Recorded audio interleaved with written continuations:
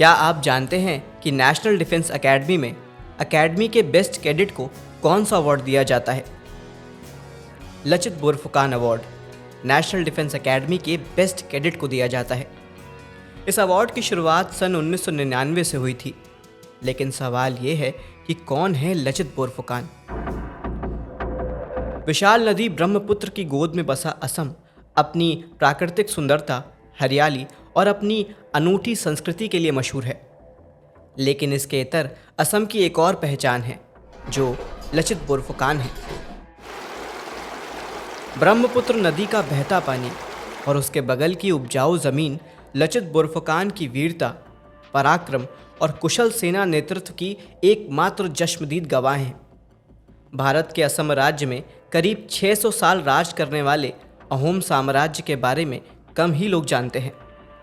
जहांगीर के समय से औरंगजेब के समय तक मुगल साम्राज्य काफ़ी हद तक बदल चुका था। मुगलों की विस्तारवादी नीति के चलते उनकी नज़र अब भारत के पूर्वी क्षेत्र पर थी, जो आज नॉर्थ ईस्ट कहलाता है। लेकिन मुगल कभी भी पूरे भारत पर अपना आधिपत्य नहीं स्थापित कर पाए, जिसका एक कारण अहोम साम्राज्य और लचित बोरफुकान भी थे। करीब 70 साल तक मुगलों और अहोम साम्राज्य में झड़प होती रही।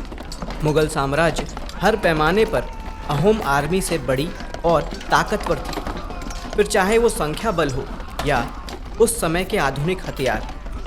लगातार हमलों के क्रम में वर्ष 1667 में अहोम मुगल से हार गए, जिसके चलते उन्होंने गुवाहाटी और कुछ इलाकों पर से अपना कंट्रोल खो दिया। उन्होंने न सिर्फ अपना राज्य हारा, बल्कि उसके साथ साथ उन्हें मुगल साम्राज्य को अपने खजाने से 3 लाख धनराशि भी देनी पड़ी। लेकिन लड़ाई अभी खत्म नहीं हुई थी। अभी दुनिया को लचित बोरफुकान का साहस देखना बाकी था। अहोम सेना के सेना नायक लचित बोरफुकान ने फिर से पलटवार किया और इस बार उनकी गोरिल्ला वॉरफेयर की तकनीक ने मुगलिया सेना के दांत खट्टे कर दिए थे। इस युद्ध को सराय घाटी का युद्ध भी कहा जाता है, जिसमें लचित बोरफुकान ने मुगल सेना को मजबूर किया कि वो सीधी ज़मीनी लड़ाई की बजाय ब्रह्मपुत्र के पानी और जंगल में लड़ाई करे, क्योंकि लचित जानते थे कि मुगल सेना की नेवी उनकी कमज़ोर कड़ी है और लचित और उनकी सेना गुवाहाटी के भूगोल से अच्छी तरह वाकिफ थी। युद्ध में ऐसा भी समय आया जब लचित बोरफुकान बीमार पड़ गए और मुगलिया सेना अहोम सेना पर भारी पड़ने लगी।